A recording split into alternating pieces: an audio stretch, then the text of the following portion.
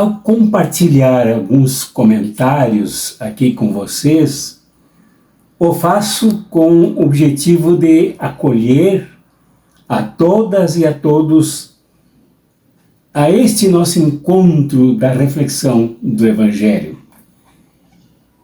O primeiro é do querido Santos Guarani, que me dá a entender ser um líder de várias comunidades, que escreve no canal Espiritualidade Revolucionária assim: Querido Dom Orvandil, saudações em Jesus, o Cristo. Há um texto do Evangelho de João que me inquieta bastante, não o texto em si, mas a razão pela qual nunca o vemos colocado na liturgia dominical. É o texto segundo João, capítulo 8, do versículo 1 ao versículo 11. Lembra ele: a mulher adúltera. Gostaria que o Senhor dissipasse esta dúvida. Seria medo que a igreja tem em aceitar uma página tão difícil do Evangelho, podendo ainda causar escândalo junto aos santos, as aspas são dele, em torno da palavra santos, casais que vivem em torno das sacristias e salas dos Santíssimos em seus templos.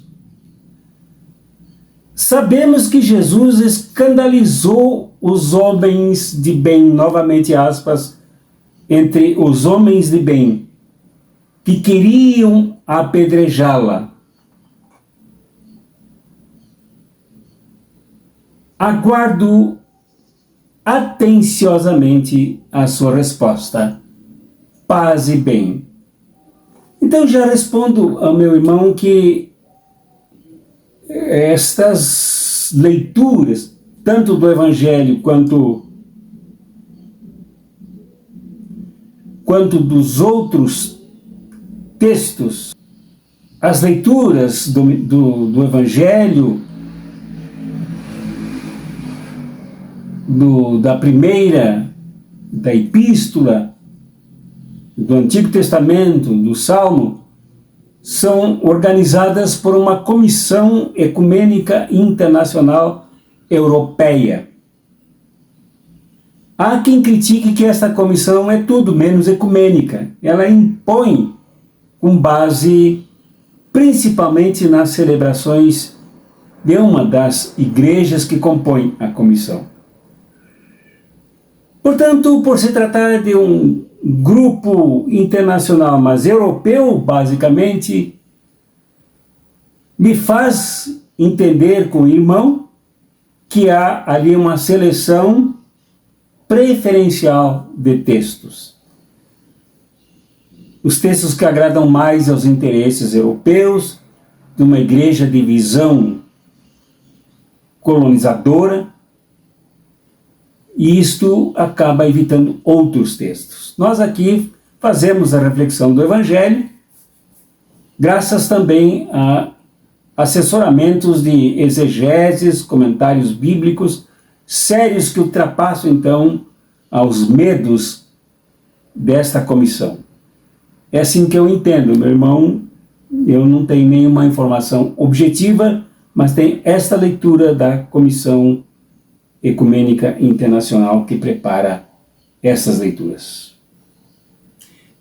E a outra saudação é da minha querida colega de docência, professora Graciele Fabrício, da cidade de Juí, no Rio Grande do Sul, que comentou assim: tão bom te ouvir no início da semana. Que bela reflexão. Ela se refere aqui a reflexão do domingo passado. Eu sugiro que quem não assistiu, acesse lá o canal para assistir. E da querida professora Marília Tomás, que seguidamente comenta aqui, ela comentou com uma palavra de preferência dela, que mostra um pouco da visão dela sobre o mundo, sobre as pessoas, a palavra gratidão. Há outros comentários, como sempre também, da minha amiga psicóloga Conceição Azevedo, de Fortaleza, no Ceará, que dominicalmente deixa seu apoio, a sua solidariedade através de um comentário ou outro na reflexão do Evangelho no canal Cartas Proféticas. Muito obrigado, a querida irmã psicóloga Conceição Azevedo. O Evangelho para este domingo é o de São Marcos, no capítulo 1, do versículo 14 ao versículo 20. Eu lerei aqui, pela forma como coloquei, consigo ler o Evangelho que aqui nesse tamanho me possibilita ler aqui no computador. Diz o Evangelho: depois que João Batista foi preso, Jesus foi para a Galileia, pregando o Evangelho de Deus e dizendo: o tempo já se completou e o reino de Deus está próximo. Convertei-vos e crede no Evangelho. E passando à beira do mar da Galileia, Jesus viu Simão e André, seu irmão, que lançavam a rede ao mar, pois eram pescadores. Jesus lhes disse: segui-me, e eu farei de vós pescadores de homens. E eles, deixando imediatamente as redes, seguiram a Jesus. Caminhando mais um pouco, viu também Tiago e João, filhos de Zebedeu. Estavam na barca, consertando as redes, e logo os chamou. Eles deixaram seu pai Zebedeu na barca com os empregados e partiram seguindo Jesus. Até aqui, no versículo 14, a leitura do Evangelho de São Marcos para este domingo, dia 21 de janeiro de 2024. Logo após a reflexão, voltaremos para fazer a reflexão do Evangelho que acabamos de ler, em nome do Pai, do Filho e do Espírito Santo. Amém.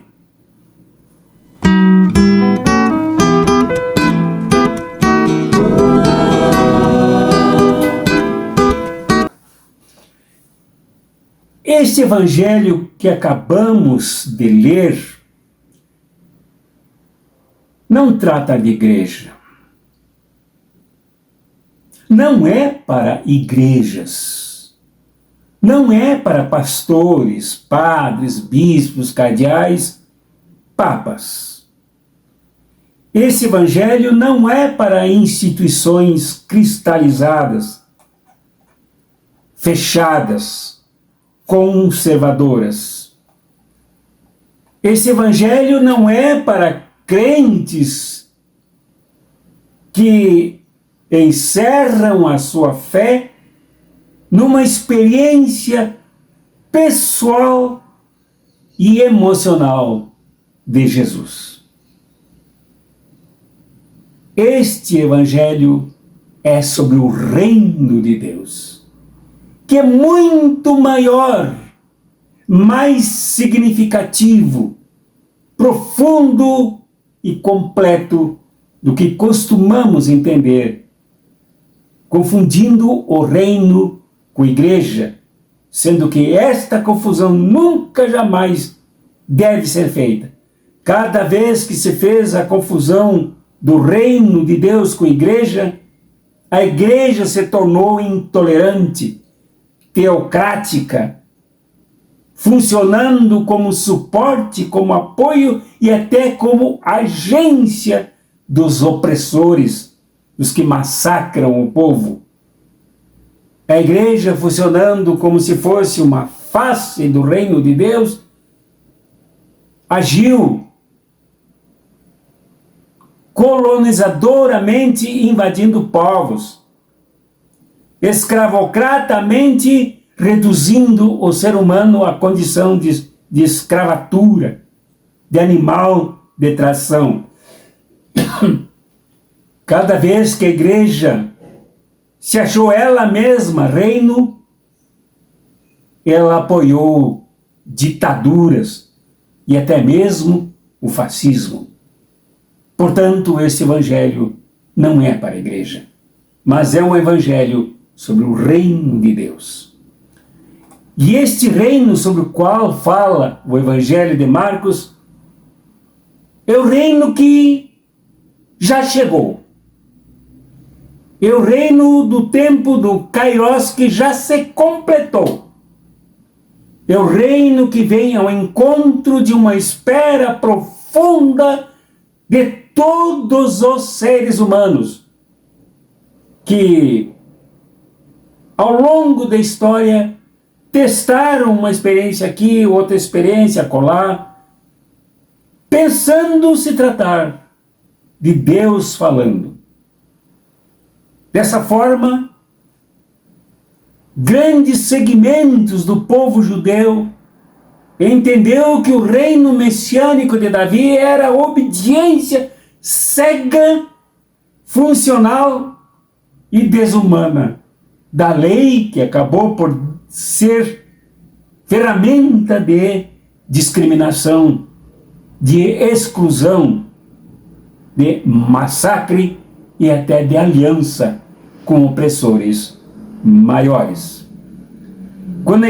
Quando setores da humanidade esperaram reinos salvadores, foram atropelados por ocupações militares, com massacres, com genocídios, com patadas de cavalo, com espadas em degola espetadas nos corpos e almas de multidões pisoteadas pelas botas dos soldados servidores do mal. Agora esse reino chega na complementação do tempo grávido para receber o reino como uma criança e ajudá-lo a crescer no seio da humanidade, criando uma nova possibilidade civilizacional, uma nova possibilidade de relações das pessoas com Deus, de relações das pessoas umas com as outras, de relações das pessoas com os fatores econômicos, culturais, sociais e políticos.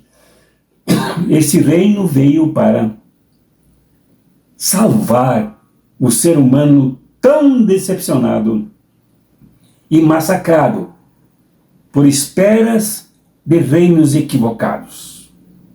No entanto, esse reino que está próximo, e próximo aqui é proximidade, não é o que virá ainda no futuro, mas já completou o seu tempo e está próximo, está junto. Ele se defronta com o mal. Ele se defronta com o poderio de Roma, aqui representado por Herodes, que prende João Batista, que tenta calar o profeta, que tenta calar a denúncia, que tenta calar aquele que prepara os caminhos do Messias. Esse reino que chega chega por entre os espinhos, pedras, barrancas e obstáculos dos maiores possíveis à felicidade humana, à realização do ser humano. É aí que chega o reino de Deus, o tempo que se completou. É esse o reino que está próximo. E é esse reino que Jesus anuncia, mesmo e apesar de Herodes, mesmo e apesar do Império Romano, mesmo e apesar do cabisbaixismo de uma população massacrada. Mas esse reino chega, e esse seria o segundo momento da atividade, da ação desse reino, ele chega para funcionar principalmente nas pessoas, para atuar nas pessoas e a partir delas mudar o universo, mudar o mundo, mudar o planeta. E a primeira experiência do reino é a conversão. A metanoia, transformação de mente, de rumos, de caminhos, de experiências de vida, de valores, é uma coisa profunda que ocorre no ser humano como uma totalidade e não somente subjetivamente, embora o reino também atue no mais profundo da subjetividade humana. Essa subjetividade que a Bíblia chama de coração, que é toda a internalidade do ser humano, todo o seu poder de decisão. Lá este reino atua com a conversão. E esta conversão e esta metanoia, como diz Marcos na língua original em que foi escrito, o grego, esta metanoia significa uma libertação do estado em que foram colocadas as pessoas. De um lado, excluídas pela religião oficial, expulsas pela religião oficial, constrangidas pela religião oficial que instalou uma ordem legalista na sociedade para obrigar todas as pessoas a serem obedientes e não a assimilarem um projeto que libertasse. Então, uma das coisas que a metanoia, que a conversão faz no ser humano é libertá-lo,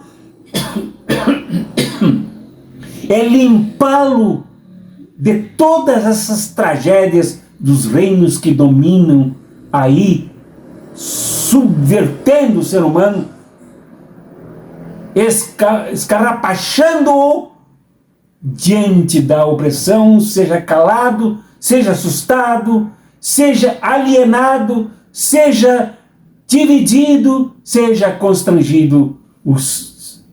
O reino converte, constrange a converter, a abrir o ser humano para que se liberte desse estado dos cabeça baixa, para o estado de alguém que ingressa no reino para se tornar pessoas libertas, pessoas completas.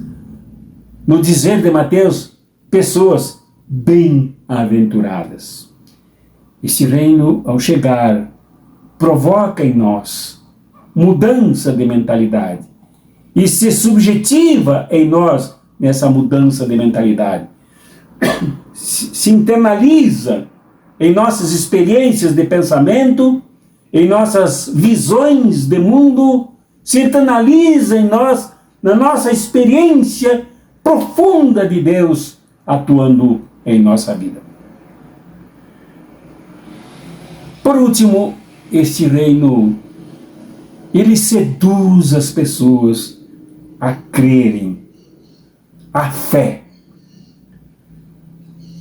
Esse reino ativo que está próximo, que funciona junto, que é visto em Jesus, que é contatado em Jesus, que é abraçado em Jesus, que caminha com Jesus na beirada do lago da Galileia, pelas estradas da Palestina.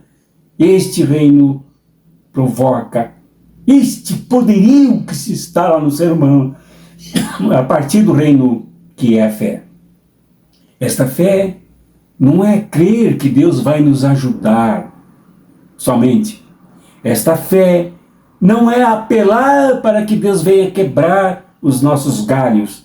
Esta fé não é uma piedade curvada de quem nada faz, esperando pela ação de Deus.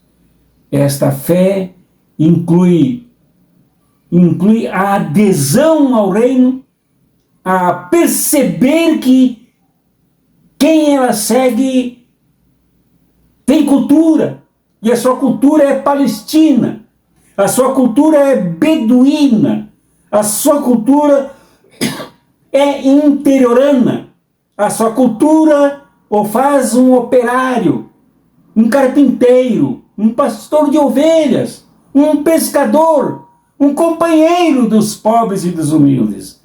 Esta fé vislumbra Jesus histórico.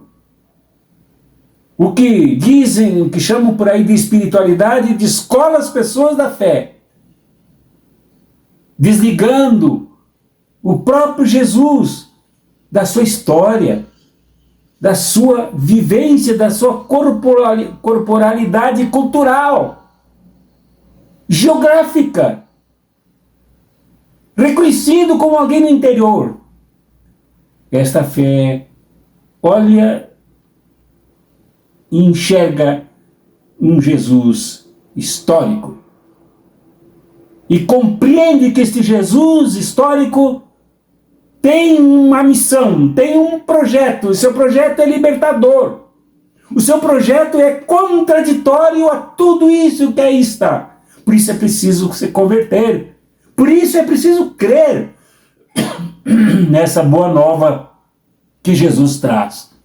Esta fé percebe que há algo muito maior do que o que se vê ali no carpinteiro, no que se vê ali no Nazareno, no que se vê ali no Jesus de Nazaré. Esta fé enxerga nele o Messias libertador e nos plenifica de uma vontade enorme de segui-lo. Foi esta fé que se instalou em André, Pedro, Tiago e João, a primeira comunidade identificada por São Marcos ao escrever o seu evangelho, a comunidade de Jesus. E esta fé é capaz de enxergar Jesus como eu descrevi, mas é capaz de enxergar para onde se dirige Jesus. E Jesus se dirigiu para uma determinada classe. Jesus se orientou na direção de uma determinada classe situada, classe de trabalhadores, de pescadores, totalmente grudados, alienados no trabalho. E Jesus, ao se dirigir a esta classe plenamente identificada como de pescadores, ele convidou para serem pescadores de homens, para serem seus discípulos, para segui-lo. E esta classe que poderia estender a continuidade do reino de Deus que lhe trazia. E é somente a classe trabalhadora que compreende a força extraordinária desse reino atuando nas pessoas e que são capazes de seguir Jesus. Quando Jesus instalou a fé, convidando para que estes homens fossem seus discípulos, ele despertou neles a extraordinária força que a fé produz de romper com tudo, que a fé também leva a rupturas. A fé que tem por detrás de si o reino que chegou, que está aí.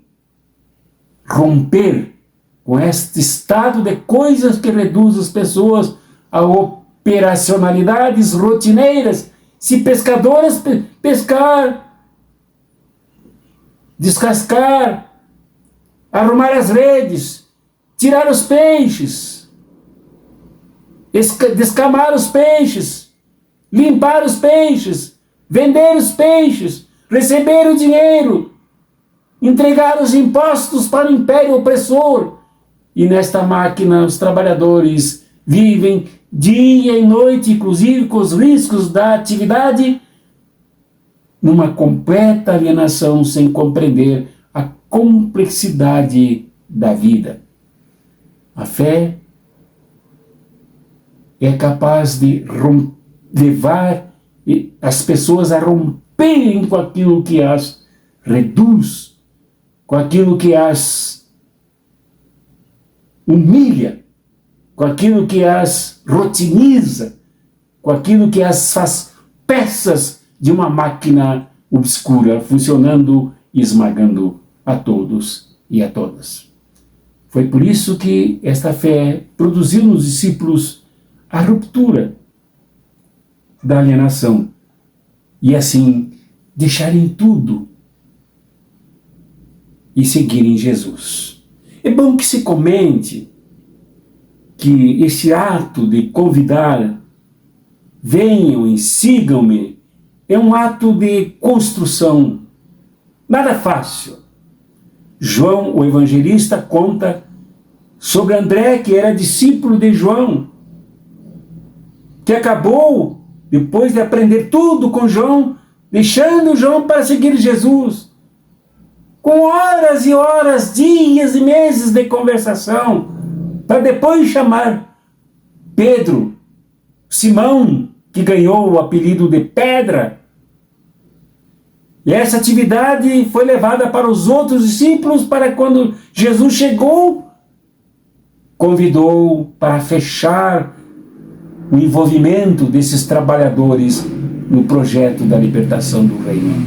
É um trabalho meticuloso, é um trabalho organizado, é uma missão absolutamente cuidadosa para trazer quem pode fazer acontecer o reino de Deus.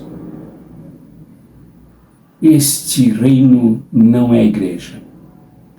Este reino não é espiritualidade institucionalizada.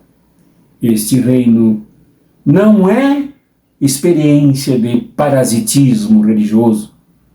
Este reino não é amedrontamento das pessoas sobre um possível fim do mundo que aí vem para arrebentar com tudo. Pelo contrário, este reino não é para humilhar as pessoas, e muito menos este reino não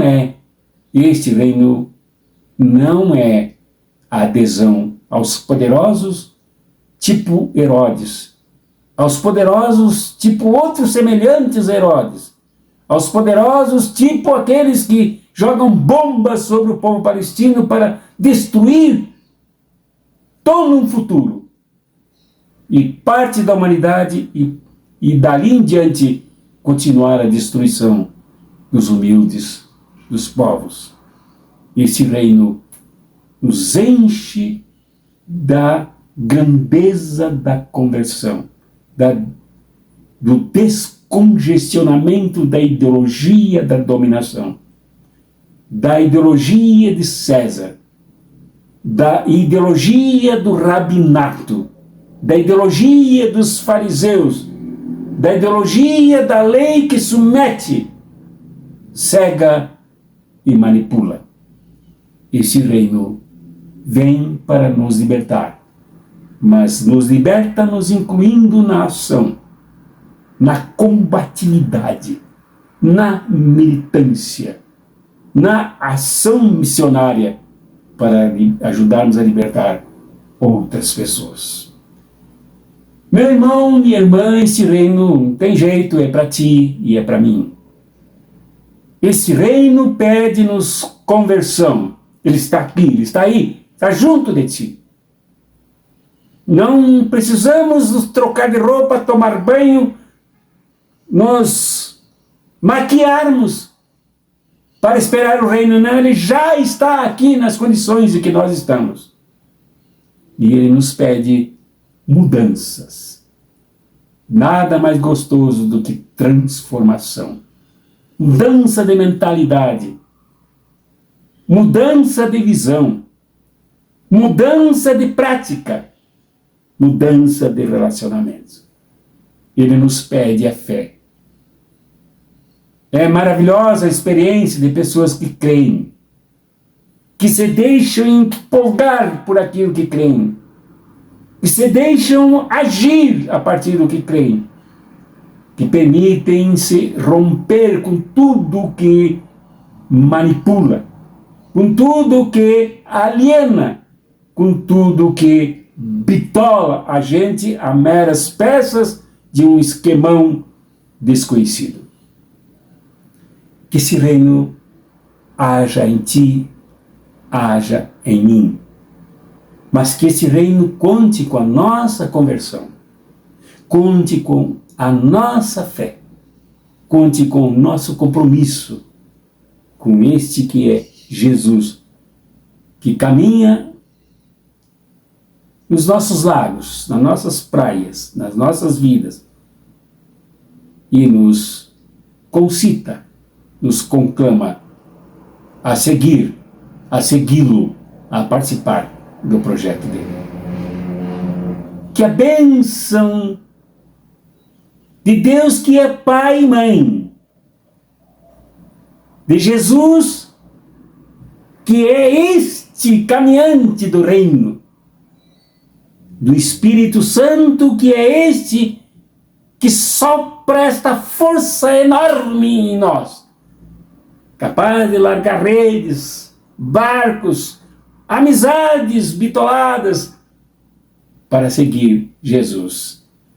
Seja contigo, meu irmão e minha irmã, em nome do Pai, e do Filho, e do Espírito Santo. Amém.